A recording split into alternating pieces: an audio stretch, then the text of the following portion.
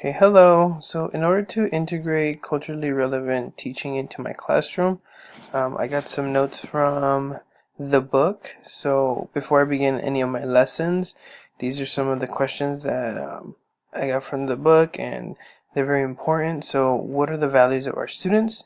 What motivates them? Do they work best in groups, individually, or projects? What is their preferred learning style? So it's really important to really get to know our students, what works for them.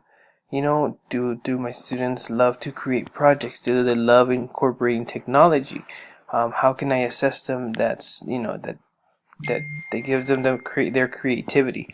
Um, also, um, something that I would integrate for ethnic materials would be, for example, for learning about currency, depending on the grade level, if we start learning about currency, I would make sure that I have currency from different cultures, bringing that, the different coins, the different money, make sure that all the ethnic cultures are represented, or most of them, as much as I can get my hands on. And also, let's say I'm doing a lesson on art.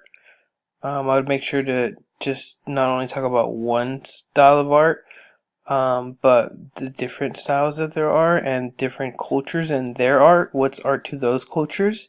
Because art varies between cultures. So those are a couple examples. Thank you.